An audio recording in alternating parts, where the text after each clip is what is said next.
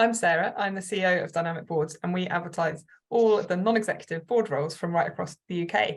And today I've got Eamon and Penny with me from the board of the Barnet Group. They're recruiting a new board member at the moment, so this is a good chance for anyone who's considering applying to join this board to hear a bit more about the organisation and to meet two of the board members. So to start off, Eamon, do you want to give us a bit of a sense of what the Barnet Group do? Yeah, thanks very much, Sarah. So the Barnet Group is a group of council-owned companies. They're quite varied. The two main ones are Barnet Homes, which manages about 15,000 homes, tenanted and leasehold. And then we have Your Choice Barnet, which looks after care homes, a couple of day centres, a number of physical and learning disability services, and is a growth area. In fact, we're about to take on another contract to do management of a care home in Barnet from another provider.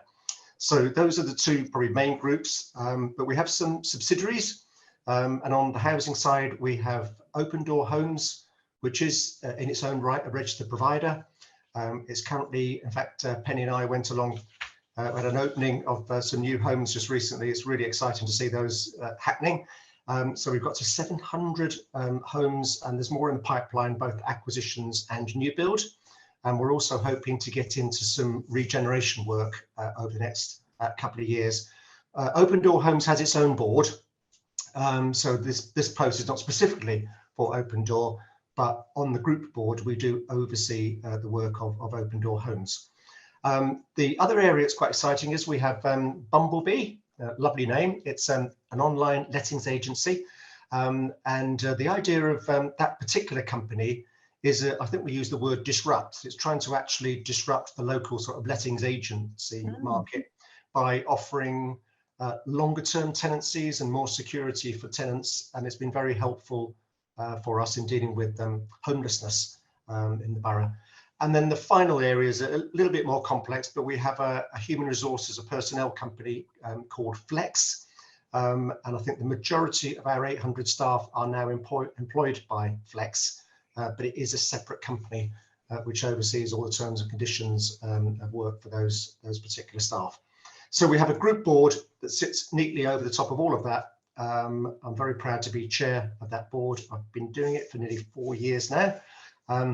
So those are the sorts of things that we look at when we sit down for our board meetings. And so, you know, you've mentioned all these different areas that you cover. So what has brought all of these together? What's the backstory to the Barnet Group? I think the backstory is it started off with Barnet Homes as the Elmo, and a time when around about 69 councils across the country, if you went back to around about 2004-05, Barnet Homes was one of those. And I think the council saw it as an opportunity to allow boards and staff to really focus in on service areas. That was housing management.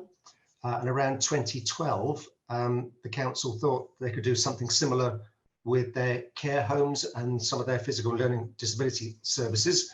Although the care homes had been outsourced at that time, I think the council saw an opportunity to mirror what was going on at Barnet Homes and then set up Your Choice in 2012. And then Open Door Homes and Bumblebee and Flex have sort of, it's just been an evolution, I think. I think the council just believes in letting go and having separate boards and having a clear focus.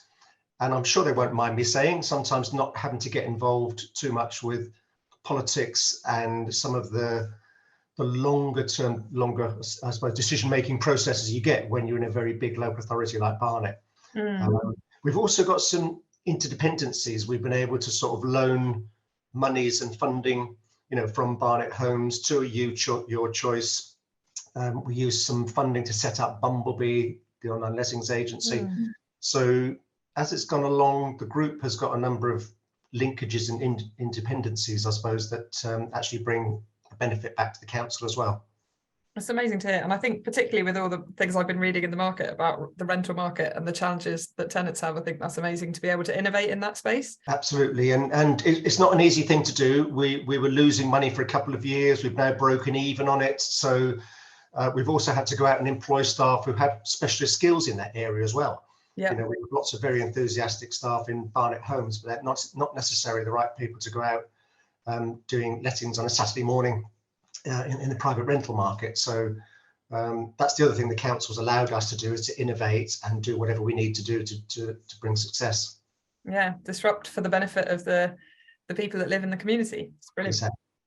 So Eamon, could you give us a sense of, for someone that be joining this board, what's sort of the setup for them? What subsidiary boards would they join? What's the time commitment?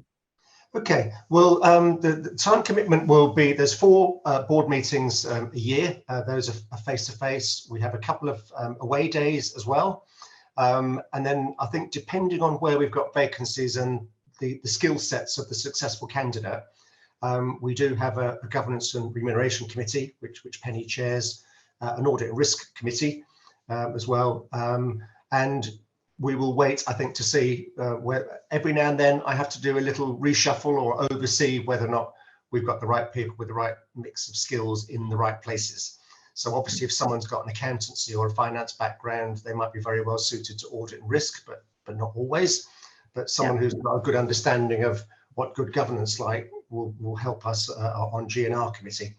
As I said, Open Door Homes is separate and Bumblebee is separate. So it's those 2 committees that we'd be likely to allocate a successful candidate to. Okay, and what sort of time of day do you have your board meetings? We do the board meetings at 4 o'clock. So normally about 4 till 6:30. That sort of, if it's an away day, it's usually about 10 till 4. So that does involve most of the day, and it'll be in a location somewhere in Barnet. For the committee meetings, they take place online, and again we have a 4 o'clock start. And I think we've I suppose toyed with that over the years. If you leave it too late in the evening, meetings start at 7 and start running into 9:30, 10 o'clock. If you're a bit too early in the day, it obstructs, I think, people who actually have either caring responsibilities, school children, or who have to get to work themselves, even if it's working from home. We've found that 4 o'clock is probably about the right time to catch most people. So Penny, as a board member, how do the practicalities work for you? Eamon's told us a bit about the timings of the board. What about prep for each of the board meetings? Prior to a board meeting, we get a big pack of papers, and we get a reasonable amount of time to read through those papers. We have an online tool that enables us to read a document and raise a question for the executive as we do that, which is extremely time efficient and helpful. And then the executive answers those questions prior to the meeting, which is also very helpful. It takes me typically a day to read through the papers. And if I know a significant issue is coming up that I'm unfamiliar with, I will seek advice. I might go to Eamon or another board member who is more deeply familiar with that issue than I am, or I might go to the executive. And I find the executive members extremely helpful and willing to discuss an issue with me and answer questions in that way. We meet as in my role as chair of the governance committee, I meet with the executive members prior to each meeting. So we talk through the agenda in the same way that Eamon does prior to board meetings. So there's a lot of preparation that goes into them. The other thing I'd say, the site visits and give an opportunity for board members to discuss issues in an informal way with executive members, and with their staff, which is really, really helpful. So I suppose in answer to your question, yes, there's very specific preparation that we all do prior to a meeting, but in between meetings, there is communication and activity, and there's opportunities for familiarisation, learning, briefing, exploration of issues that are coming up. Can you give us a sense of kind of the skills that you're looking for in this new board member? I think as we indicated in the ad, we're looking for somebody ideally with a specialist background in housing management and asset management. We're also looking for somebody with reasonable knowledge of the Barnet area, ideally somebody who lives or works in Barnet or nearby, or within a reasonable commuting distance within London. Okay, that's helpful. We'd like to improve the diversity of our board. At the moment, we aren't as diverse as we need to be. When I look around the board, we don't look like the community we serve. And so we're committed to doing that. We won't do that overnight, but this is part of that effort. In particular, we'd like to encourage applicants who are currently underrepresented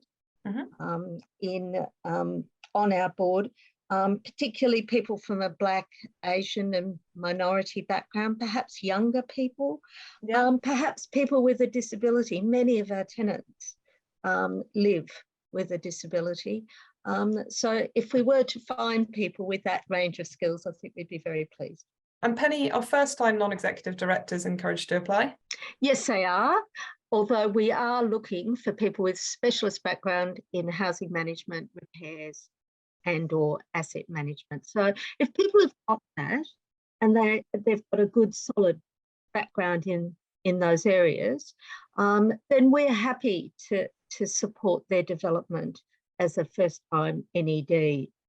And how we do that will depend on the needs of the individual. So we will tailor an approach that might include mentoring, might include a really solid, or will include a really solid induction program, because that's essential for anybody joining a board, and might include some specific training, opportunities to meet with people running elements of our program. There's a range of ways that over time you can develop the skills and expertise that you need as an NED. It won't happen overnight, and we understand that. And hence, we recognise we need to develop a supportive program that takes somebody forward and helps them develop their expertise. Brilliant. And I'm curious to hear, what do you each do alongside this role? Do you want me to kick off? So I started off, I've been in local government related work for, I'll just say, a long time. Currently, I am a housing consultant, and my main role is a managing director of the National Federation of Almos. So that's a trade body just for England, for Almos such as Barnet Homes. And that gives me an ideal opportunity to be close to the development of social housing policy, lots of work with government and civil servants, but also sharing best practice. So I'm able to pick up good tips and best practice from right across the country, occasionally bring it home to Barnet, and sometimes actually sell what Barnet does to others, because we do some things very well. I have another role as vice chair of a charity called Help the Homeless, and that's really enjoyable. We have a sum of money which each year we're able to allocate to small charities, capital monies, to help them deliver homelessness services. Again, that's right across the UK. So our board of trustees sits down about 4 times a year and allocates some funds, but also works hard to try and get some more money in as well to hand out. So just a couple of examples there, Sarah, housing related, but things that fit in quite well with my current role with the Barnet Group. Yeah, that's brilliant. That's one of the perks of when board roles work out well across a sector, then you've got all the tips to cross share and fertilise. That's awesome. Yeah, absolutely. And Penny? I do 3 things, Sarah. The first thing I do is I work as a leadership coach with senior people within a range of organisations, a lot of them working in the non-government sector. The second thing I do is organisational development projects and consultancy for SMEs and for public sector organisations. And that tends to leverage my background in change management and change communication. The third thing I do is I chair a charity called the Happy Baby Community, which Ah. provides support for over 1,000 women who asylum-seeking women, refugees with children under 5. And I've always worked as a volunteer in the human rights sector, both in Australia, where I come from, and in the UK. And I find that I think it's important work. I find it very rewarding and valuable. That's brilliant to hear about both of your backgrounds. Wow, really interesting. Loads I want to talk to you both about from that. Eamon, could you tell us a little bit about the culture of the board? Yes, I know you're biased as the chair. Yes, absolutely. I'd like to think that when you look at the board, we come from very different backgrounds. We've got a number of independents like myself and Penny, with a variety of backgrounds in finance and law, as Penny said, in human rights and housing management and adult social care. But I think that's complemented quite well by the fact that we have a couple of resident representatives on our board. And in addition, we have 2 council nominees. So on this occasion, we have 2 councillors, 1 Labour, 1 Conservative, which reflects the council's makeup broadly. And we have the chief executive as well, and not all boards have that. So I think we start off with a very good mix of in theory, different individuals, but I'd like to think that we work very hard to be consensual in our decision making. We occasionally have to have a vote on things, but it's very, very rare for us to have to, come to a decision. It was 10-2 or 11-1. I mean, most of it is done by a nod or by agreement, whether it's face to face or online. And I think that's a good reflection. I think we're quite challenging of each other and of the executive team and others. I think we can always do a bit more, but we are trying to encourage the board to do that as best they can. And I think we like to get everybody as involved as they would like to be. So apart from the board meetings and the away days, for example, just coming up, we've got some site visits to care homes and your choice services, and also out onto some of the housing developments to see either new build or the properties we currently manage. And we encourage our board members to get on the bus and come out and meet not just each other away from the boardroom, but also get out and see what we're actually doing and what we're there for, which is usually really enjoyable. So I think we try to a little bit of social. We'd like to do a little bit more socialising and networking. So if our new board members got any ideas on that, they'll be very welcome. Yeah, I'd like to think we have appraisal processes, we have training plans, we have some support mechanisms. We're trying to improve them all the time. We're not saying they're perfect, but I do think we have a framework in which someone who might be new coming in will get supported. There'll be induction and the like for them, but then there'll be ongoing chats with myself and an annual appraisal process, and we'll be looking to work out, as we do with the whole board, whether a training needs. Sometimes we all need to get a little bit more up to speed with regulation, or what's happening with the private renters bill, or what's happening with the CQC or the like. So I think in summary, we're working for the same objective, which is to improve I suppose that the life chances of our service users in YCB and the tenants and leaseholders in our council owned homes. That's great, thank you, Eamon. Gives a good sense of the culture. And Penny, and then I'll come back to you, Eamon. Is there any final things you'd like to say to any candidates considering applying for the role? As a relatively recently appointed NED, I've been on the board for 1.5 years, almost 2 years. I think one of the things that I found challenging when I joined the board was, the breadth of the issues that the TBG directors need to deal with. And, for example, we might be talking about our strategic objectives at some stage, planning the budget. We might be talking about solving a specific problem or addressing a really critical issue. Every housing organisation has been talking about damp and mould, for example, and net zero, which is a massive challenge for every board. And then we might be talking about risk and how we mitigate very significant risk, because it's quite a challenging time for the board, as it is for every board at the moment, because money's tight and needs are huge.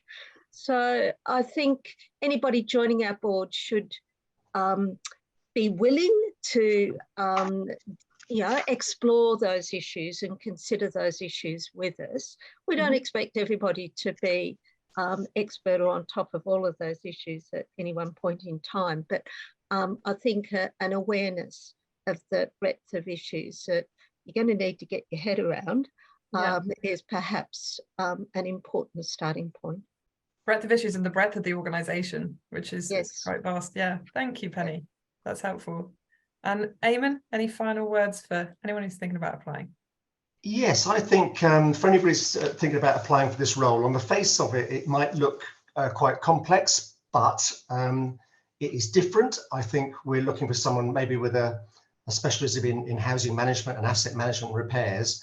But I think even if you've got those, you will have a chance to learn a lot about, for example, adult social care services in the local government environment, as well as building new homes. And in the early stages of our regeneration journey, there's a chance for you to come in and learn about a lot more. I think you will join a very welcoming board. And I think my final point would be, it would be good for your personal development and your CV to be associated with a complex but very welcoming and dynamic board. Thank you, Eamon. That's fantastic. And I certainly feel that from hearing about it from you today. So thank you. It's great to get to know the Barnet Group, both of you. And finally, just good luck to anyone who's considering applying for this role. You can reach out to the team, and if you've got any questions, we've got an email address for you to drop a line to. And there'll be a link below this video for you to find out more details and read through the candidate pack, which will give you even more information than you've got from Eamon and Penny today. Thank you both, and have a good day. Bye-bye, Sarah. Thanks, Sarah.